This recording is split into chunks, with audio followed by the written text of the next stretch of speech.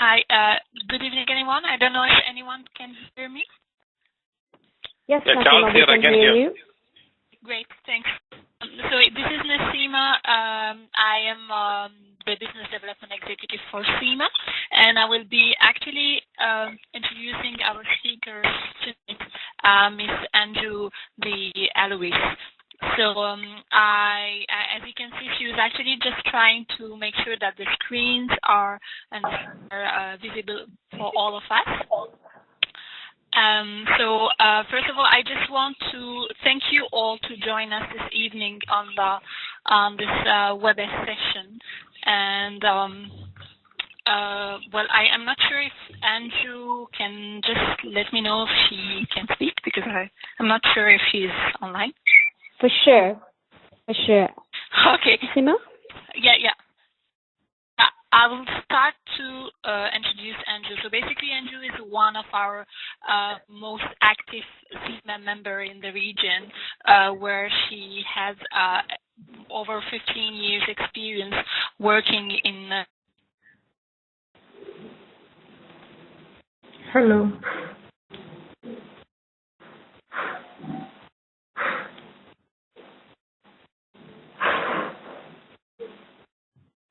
Hello, Nasima. Yes, sorry. Yeah, the line got cut for me. Mm-hmm. Hello. So what I'm going to do, Nasima, I'll just take over from you. So I would ask everybody to put your mics on mute, please. Appreciate that, because otherwise we will be getting a lot of feedback noise and background noise as well. So if you can do that for me, that'll be fantastic. We will also have some interactive sessions, because I will get you guys to poll and vote as well, so to make sure this is kind of quite interactive. Okay, so today we are going to be talking about effective business partnering. And this is really very close to my heart, because I have played the role of a finance business partner as well as an IT business partner in many organizations as well as in many different countries. So I've got varied experiences in all these different countries and the businesses that I've worked in. So a little bit about me. I have, as Nasima mentioned, I'm a SEMA member, and I'm also a CPA Australia. I've completed my MBA with University of Manchester, and I've also dabbled in marketing, as you can see. I've completed my Chartered Institute of Marketing as well. And I have worked in different industries as well as in different regions, geographic locations. As I mentioned before, if you guys can put your mics on mute, really appreciate that.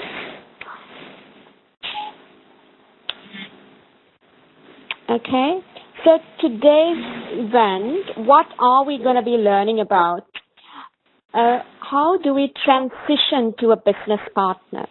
That's a big question for us, because this business partner word has been buzzing around for some time, but really people don't quite clearly know what this business partnering activity is all about, right? And in Australia, Canada, UK, US, and UAE, I've got views from different people, very senior people in the industries, what they look for in a business partner, right? And also, I'm recommending and suggesting some tools to enhance our role. Okay, so hope everybody can hear me and all of us are together right now. Let's go to some research first. And what does research say about business partnering? The figure which says analytical capability is 49%, so on and so forth. This is from actually Deloitte. The Deloitte research stated this is what we require from a business partner. And it's quite interesting to look at our SEMA competency framework as well, right? And look at how SEMA requires us to have these competencies, and it is very much in line with what the research has got to say, okay? So, again, if you look at it, analytical capabilities and your technical skills are 49%, but the rest of it, they are looking a lot, quite heavily into the other areas, right? How much strategic thinking that you need to apply. Relationship management, it's a huge component in our business partnering, right? And let us go into the next slide, which you will not see in our SEMA syllabus, but very much required as a business partner, right? So I'm not sure whether you guys have read or heard about this book called Emotional Intelligence by Dan Goleman. Right? And what is emotional intelligence? It is to recognize, understand, and manage our own emotions, plus understand and influence the emotions of others. With that thought in mind, let us go back to the previous slide. We're talking then about challenge, negotiation, and influence, 61%. Relationship management, 42%, right? That is very much linked to your emotional intelligence, right? And here again, we've got a little bit of research from Dr. Travis, another prominent author on emotional intelligence, and he says 50% EQ is responsible for 58% of your job performance, right? And 90% of our top performers have high EQ level, which is really important because if you look at our profession, we say, well, let us complete our exams, our technical components, and then move on. That means we're done with it. We know all our debits, credits, the technical components that needs to go in there, the IFRSs, everything like that. We are quite comfortable. We are masters at it. Now we're good to go. However, from recent times, SEMA quite intelligently played to what is required by the market, right?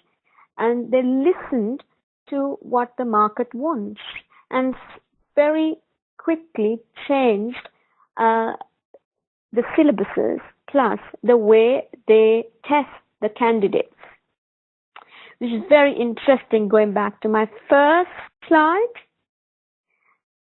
and where they test us all on not only our technical skills, but leadership skills, people skills.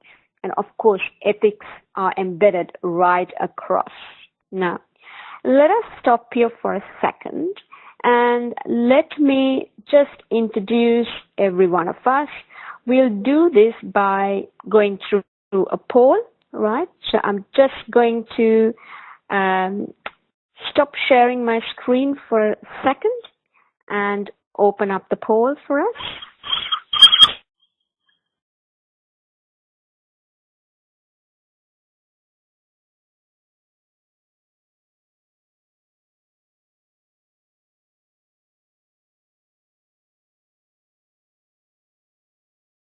Now, you would be able to see the poll.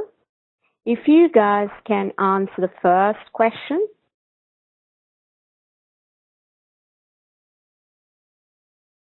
This is just to find out where each one of us are from. Hi, sorry to disturb, but the screen just disappeared. Right. Okay. Can you see, yes, the screen, I started sharing the screen, but then it disappeared because I've opened the poll. Can you see the poll where you have to vote? Select. Hi, Anju. The polls are not coming up on the screen. Right. Some people are able to see it. Yeah, Andrew actually is not visible on the phone application, but on. I'm trying through my phone application. I couldn't able to see anything. Only the ultimate access, please. The phone. Yeah. Definitely. Otherwise, you could see it. If you're on a laptop or on a PC, you will be able to see it.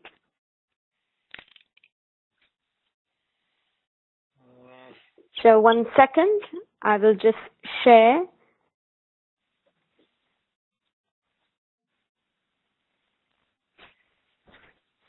Let me share the results.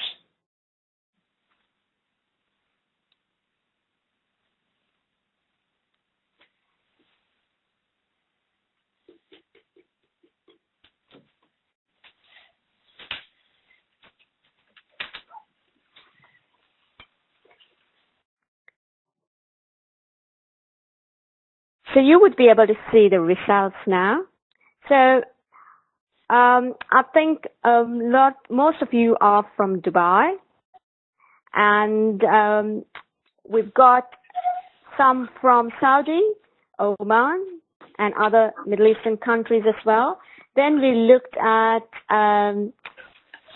what industries you guys work in: telecommunication, management consultancy, manufacturing, and as well as other answers, other services. Okay, so let's go back to our presentation now. 1 second.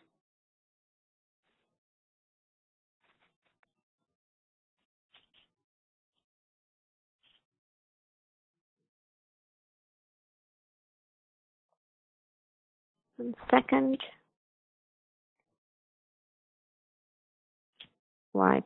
Now, let us go back, and I'm going to share my screen again with you.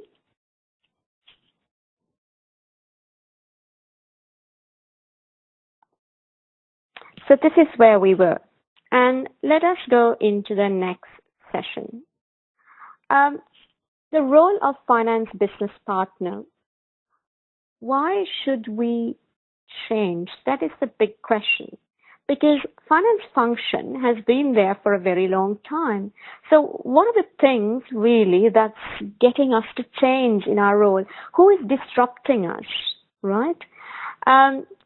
Well, as a finance business partner, we need to move up the finance value chain.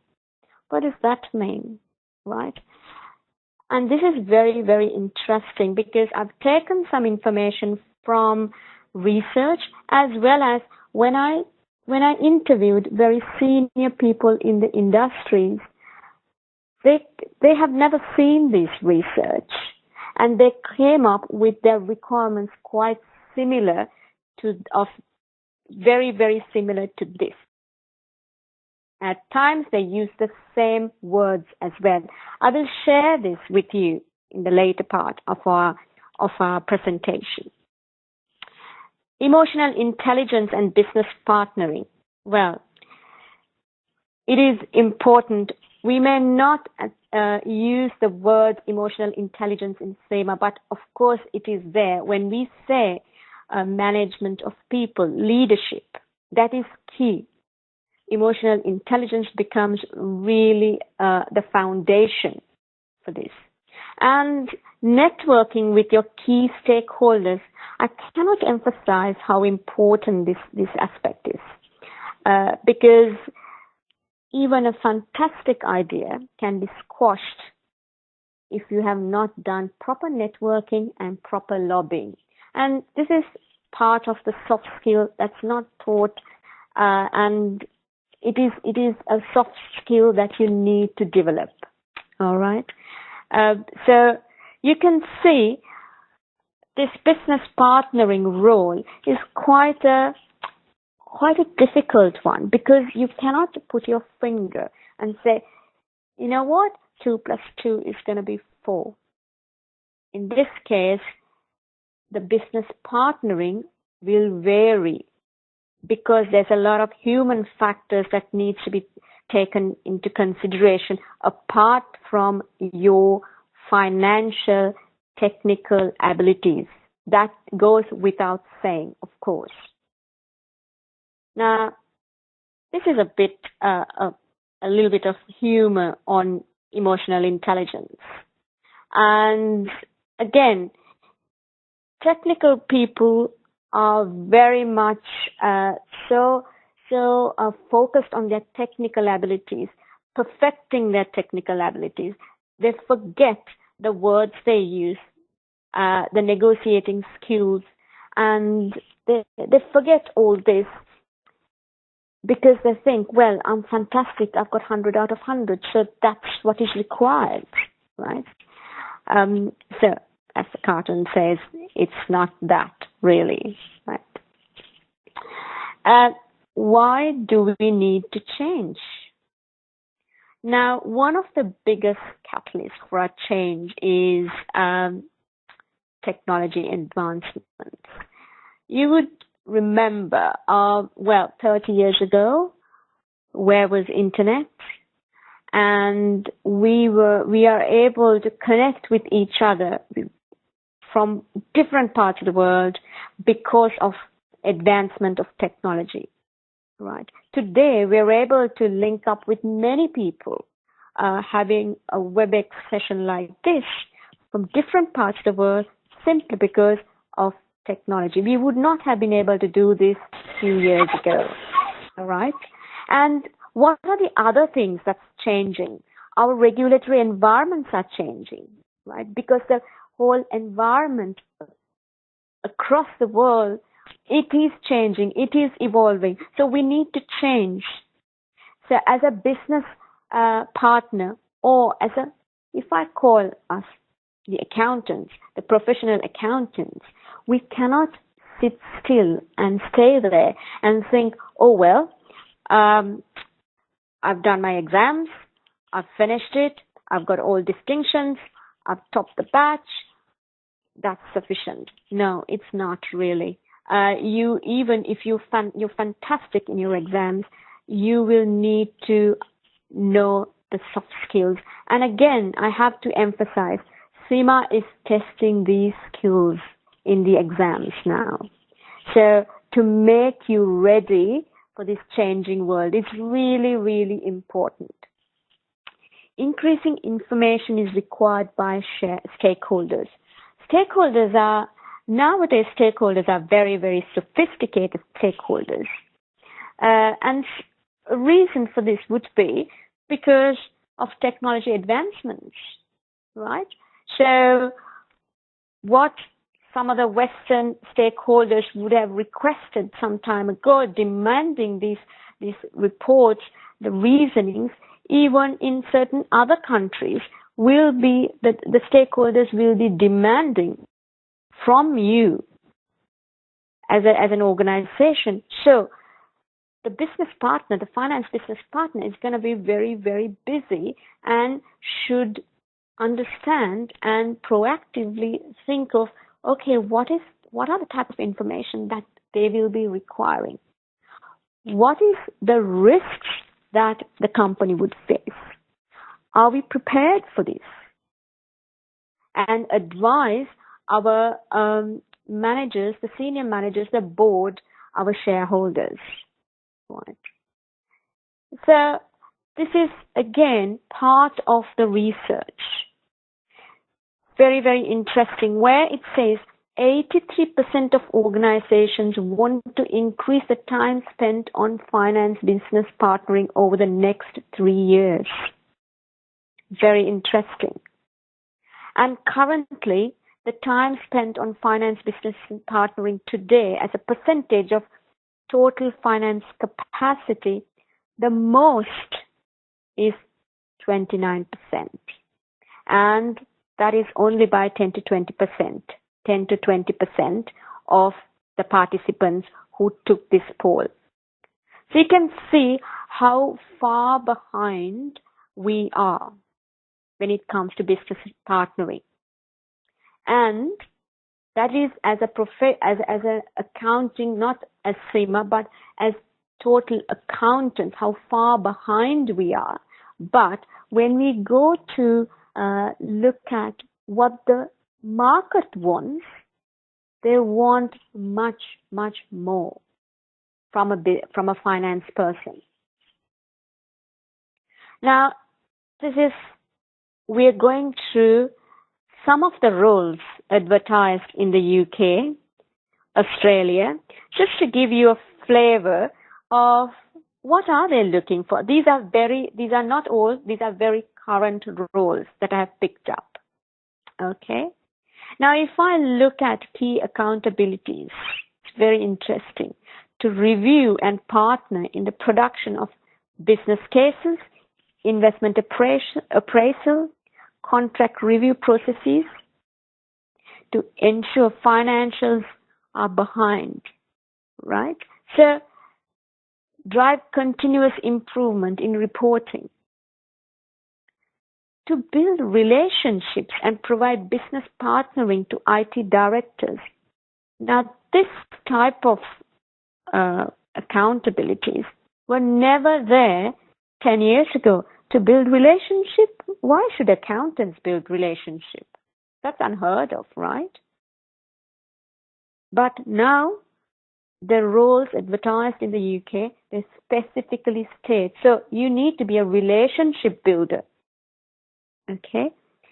And so this is in the UK. Now let us go to Australia and look at what type of person are they looking for.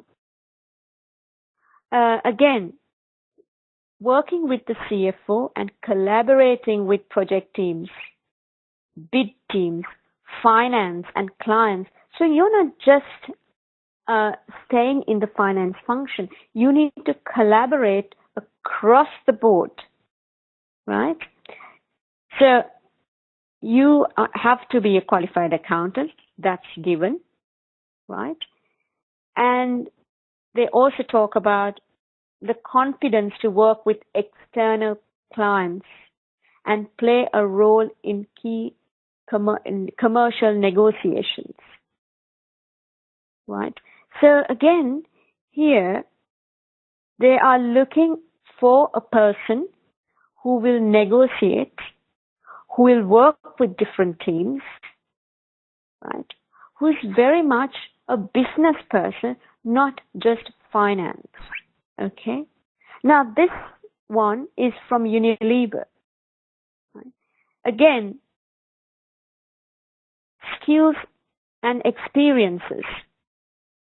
Business partnering experience or demonstrated skills. Supply chain factory and FMCG experience preferred. And of course, they're asking you about your qualifications. And the last point is quite interesting, strong business acumen and communication skills.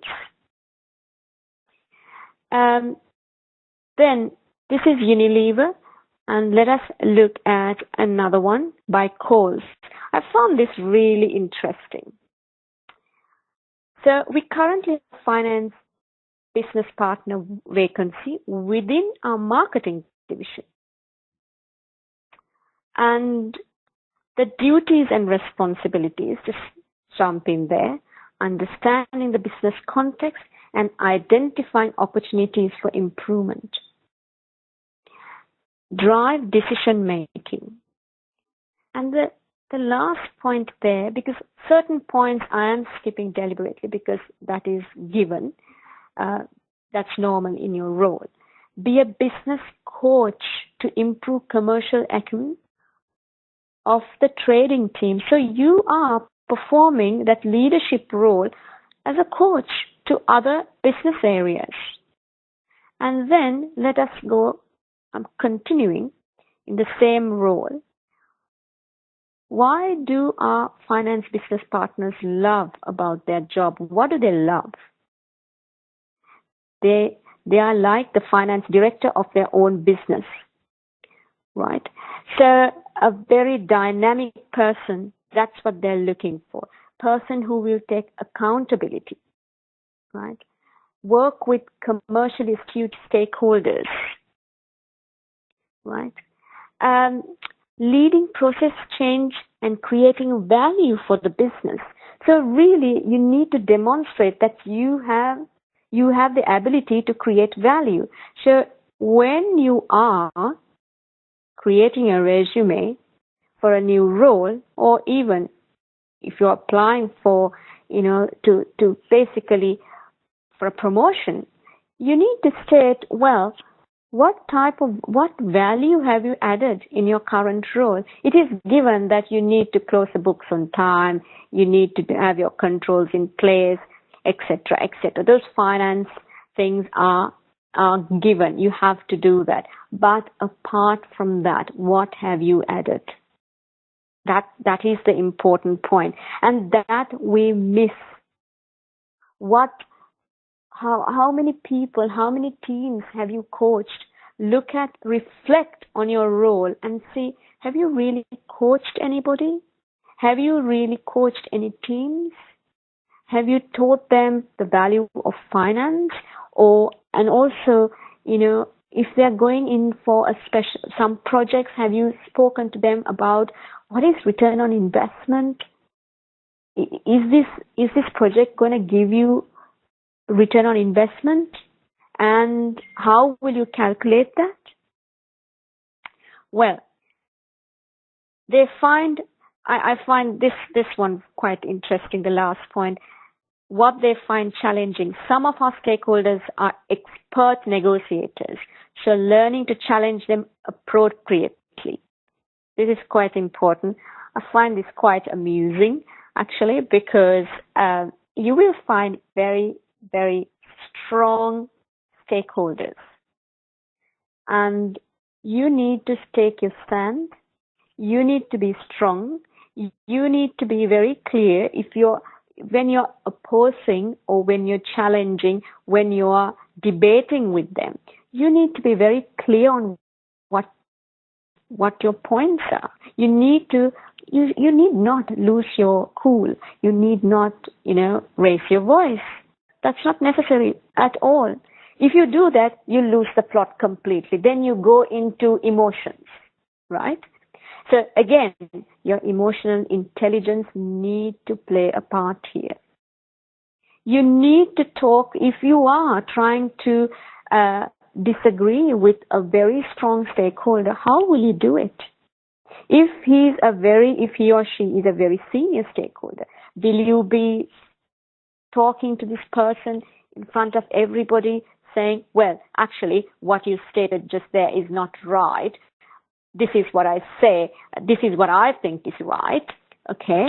So even if your answer is the correct one, this person is going to squash you. The person will never agree with you. But if you had gone quietly, spoken to this person, and quietly one-on-one, and had a discussion, and, negotiated with this person, well, things would be different. They will discuss and they will come to an understanding. And in fact, they will buy into this idea. And in fact, what they will state at the meeting, that it's as if it's one of their ideas.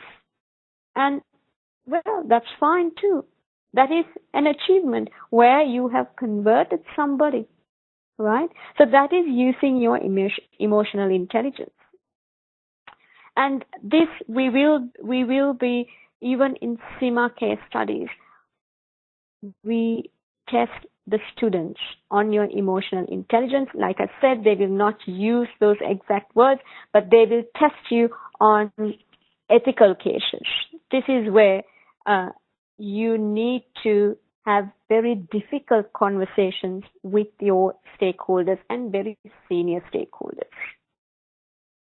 Now, this is a very interesting model, something that all SEMA students, non-SEMA students, and everybody who's working in the working life should know about this model and how to apply it. So we really need to understand who our key stakeholders are, because they're high power, high interest, key players.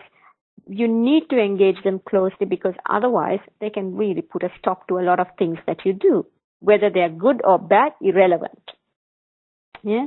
So it's very important that you understand these stakeholders, understand their requirements, understand how they go about things. Okay. Now this is a little bit more humor on emotional intelligence, and let's see. So, hi Mary, no more changes. Mary says, I don't think so. But he knows she's gonna make changes for sure.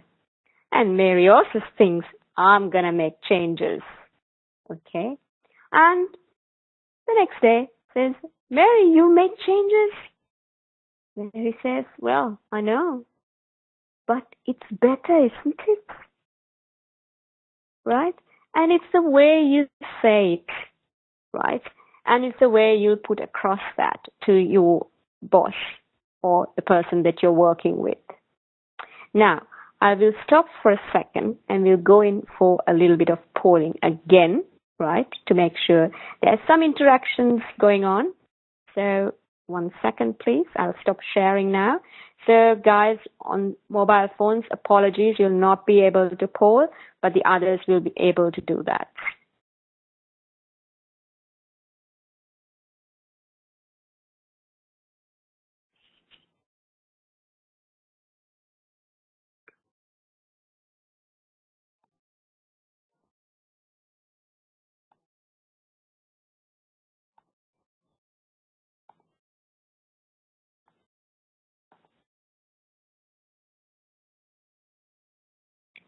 So the poll is open now. I guess you can see. Can you select what's most important? There's no right or wrong answer, but it's interesting to note.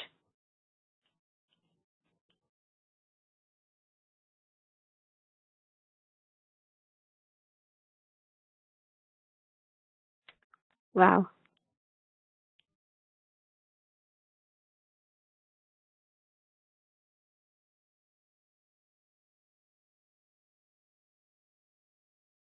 Okay, so I think everyone's answered.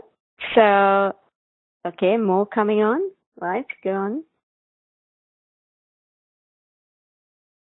Okay, so what I'm going to do is I'm going to close the poll now and reveal the results.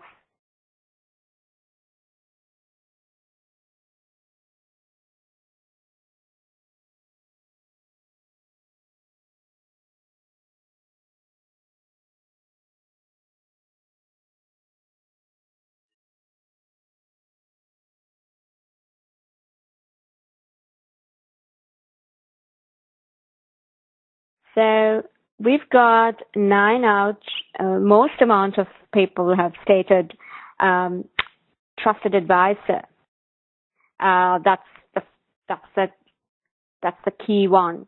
And I would tend to agree with you, because first we need to trust the other person, isn't it? Before we start working, before we start doing anything, I need to be able to trust my business partner.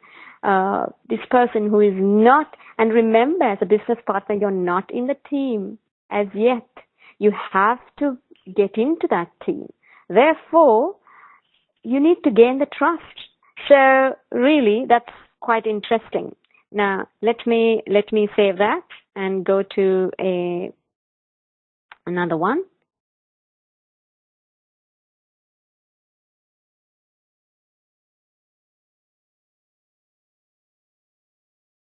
Right. So 1 second.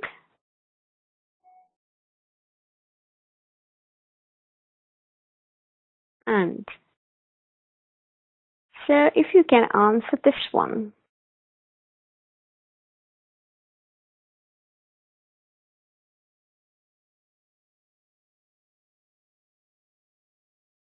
Let us see what you think.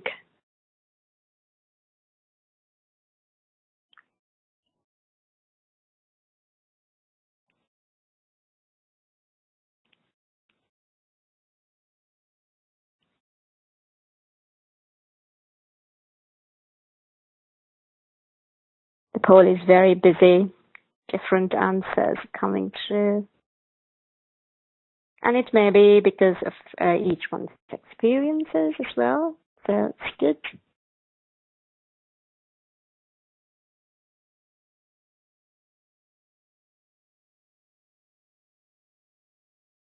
Anyone else?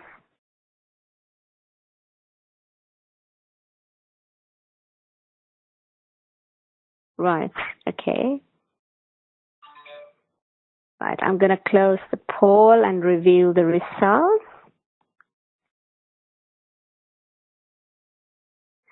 This is very interesting what you have stated, because you're saying increasing information, right? So, and you're saying increasing information over technology advancement. I thought it would be technology advancement, because how would you be able to increase information without advancement in technology? So it is interesting how you guys thought, but well, let's go to our presentation again.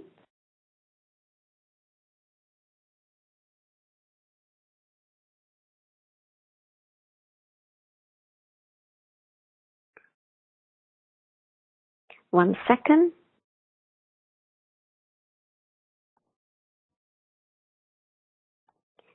Give me 1 second. We are going into our slides now.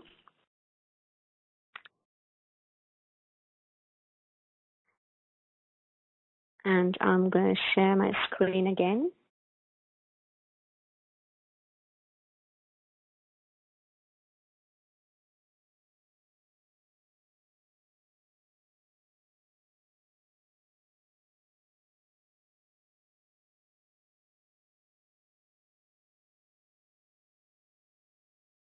One second, it's got stuck there.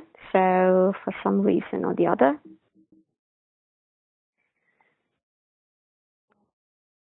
So I asked quite a few people in my network who are in very senior positions in different parts of the world what they thought of business partners and what they're looking for. And Kaisu is the head of digital and innovation in Bank of Queensland in Australia. And she said, know your business and environment it operates, right? Know the tech finance supporting my business and how it supports impacts in a positive and negative way. The third point is quite interesting. Challenge and seek and look for opportunities to improve finance or technical. That means even if you're a finance or IT person, right? And how it would benefit. Understand the risks to the business. Be accountable. Listen and be collaborative for results. Understand and keep up with external trends. Align their goals and KPIs to that of business KPIs. So you can see in Kaisu's comments, and when she's looking for a business partner, she is looking for somebody who will work with her, who will stand by her, and work with her in a very collaborative manner and in a manner that will add value. Right. Ken O, he's also a manager, fellow SIMA, and he's in Australia. He says a business partner has to be like a consultant, right? Consultants are always looking to add value, and they're looking at, because consultants are paid very high fees. So for you to become a consultant, and the consultants need to show value to the customers, right? So you have to work like that. Be proactive. Again, he's talking about being proactive, something similar to that of Kaisu. Look for solutions to problems. And again, generally behave as if you were hiring a management consultant from the outside, right? So that's the kind of attitude you should have. Sally Ann she's a very senior recruitment manager in Australia, right? And she says for a finance or IT business partner, she's looking at people who innovate, up to date on commercial activities and trends. So our professional development activity, you have to continue that. A trusted advisor, right? A sound both professionally and personally. And characteristics are, you have to have the energy, be approachable, accessible, right? Intuitive listener. This listener part is coming over and over again. And Rebecca, again, she's a very senior finance person. She is in Australia, very involved in the CIMA activities in Australia, right? And she's also stating, I expect a partner to come forward with ideas and insights into how they can add value. This is kind of the theme, how people can add value. And be proactive, not wait to be asked, right? Once a relationship is fully established, that is a trusted partner, it would become a lot easier and familiar. Of course, you need to be confident in your skills, knowledge about the organization, and seek to support ongoing innovation. Kassoon, he's in Canada, head of planning and planning in Shell. Again, a fellow CIMA, understand the business, and translate business or customer needs into finance requirements. You have to state it in a finance terms. What is the benefit, right? How can you be part of the solution rather than just raise questions or put roadblocks? It's interesting that a very senior finance person should state that. Obviously, he sees these kind of characteristics in some of the finance people. That's why he's stating these things. Work with the business rather than outside the business. So be part of the team. You're a trusted advisor, be part of the team, right? Iham is a head of business development in Fujitsu. He's from the UAE, right? He talks a lot about analytics and how you need to understand big data. Again, we go through in CIMA, this is a huge component. IT is a big component that you will learn, and it is very much there. The expectation of contribution is to get more involved in the business, right? And characteristics could include trusted advisor. Now, he's not an accountant, but he's saying, I need a trusted advisor, a facilitator, right, of productive business discussions. So very interesting insight from senior management from different parts of the world, but stating the same thing. Ed is from US. He's the VP Shared Services. He's worked for very large companies, telecommunication companies, and so on. The first top points relate to, again, the systems, finance systems, controls, right? One of the points at the latter part, he's talking about to ensure joint planning and virtual partnership between finance functions and IT in executing the defined portfolio of improvement initiatives. So you can see you need to partner with certain teams. IT is an enabler. So finance, IT can get together and provide that enablement to the business, right? Establish joint planning, collaboration between other business units and functions. Quite interesting. Now, again, a little bit of humor on our emotional intelligence. I'll leave you a second to read this, right, before we move to the next one. Okay, let's move on to the next slide. So what are these barriers to business partnering? 57% believe that their finance systems are a barrier to business partnering. You need good information. You need accurate information. You need the information on time. The data needs to be arranged in such a way that it can be of use, right? So you are the information architects of your business. So whenever there is an IT project, don't run away, because you are the person who is going to be using it. You're going to be the custodian of it, right? 40% of organizations believe lack of buy-in from business is a barrier to finance business partnering. That means the business does not think you need this finance business partnering activity. So now you need to lobby that. You need to tell why you need this, right?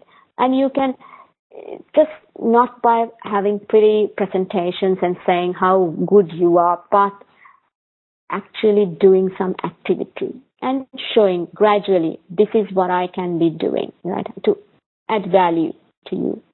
52% of organizations believe that they do not have the right capabilities in finance to successfully deliver business partnering. That is very, very interesting fact, because that means they're talking about a skill factor, right? And 27% respondents stated they were unclear of the value that partnering provided. Again, they're not sure what it means. Okay? So the capability part is a big issue. So what are these capabilities that we're talking about? Right? We know the analytics, internal, external, structured frameworks that we learn, right? That's stakeholder analysis, PEST, SWOT, SAFS model. These are things, the tools that we can use. But there are some very important aspects, the soft skills, the emotional intelligence part, presentation skills, negotiating skills, facilitating, relationship management, right? And sometimes relationship management means you may have to mediate between two different functional areas. They may hate each other, right? You might have to be the mediator. Networking skills, of course, like I said, networking is extremely important. Entertainment skills.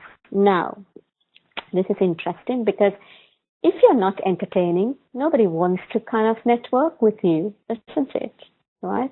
If you're not a person who, if you need to be able to tell a joke, you need to be able to, relax, make the other person relax, make the other person talk to you, right? So this is again a soft skill that you need to have, you need to develop, right? Something you need to, it's just not only the numbers. And this is something that people do not talk about, but dress for success is extremely important. Always dress for the position, the next couple of positions that you're aiming for, not the current position, right? So if you don't dress properly, it's kind of, people will not tell you directly, but they will not take you into that team, right? So you need to dress well. That is what I'm saying is really important. Now, we've come to the end of our presentation, and I have a couple of polls, right? So let me go back to my polling.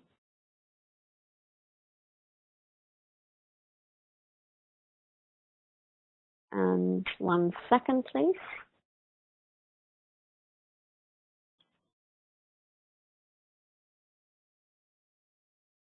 So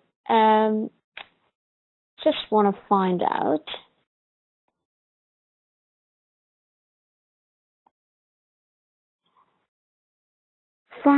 this from you guys, because based on these answers, we might be getting some recruiters to come in and have a WebEx session with you guys, right?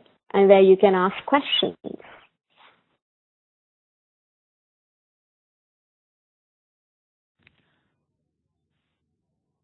Right? Hi, Anju. For those of us who are using mobile phones, do you think you can share with us what the poll is about? Yes, I will, for sure. This is about if you have any plans of migrating, where would you want to migrate to? Australia, Canada, UK, US, right? Because majority have said Australia, and great place to be. I'm from Australia. Great people. You'll enjoy it. Again, all the other countries are also good fun, but Australia is home to me, so of course I'm biased. Right, so I'll close the poll and just show it to you.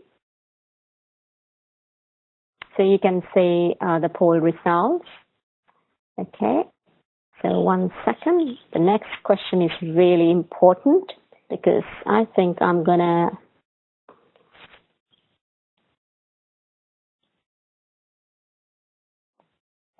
One second, please. Now, and you will know why this question is very important.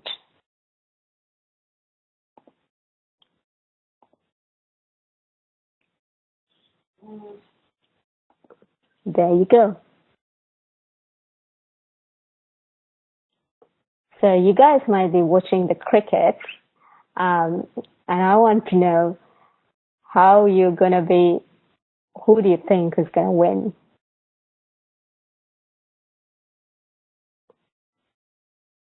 Right. Interesting. The question is, who will win the T20? India, Pakistan, Australia, Sri Lanka. So we got Australia in the lead. No, India in the lead. Anyone else?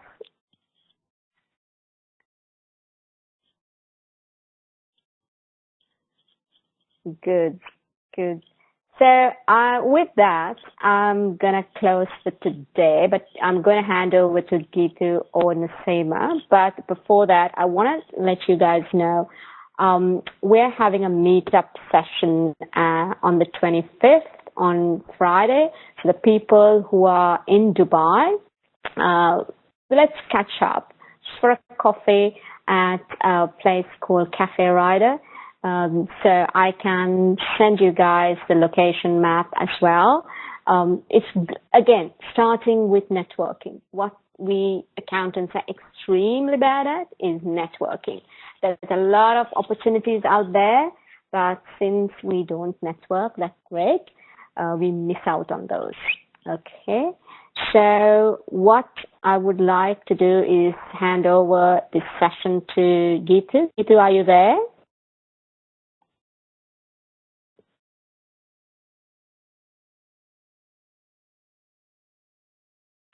Hi, Anju. Yes, I am.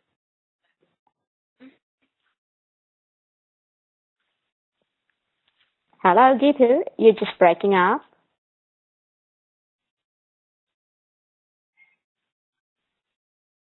Hello, Gitu. Are you there? Can you hear me? Are you able?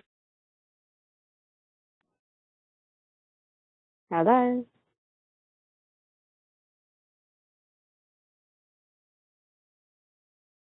Gitu, are you there?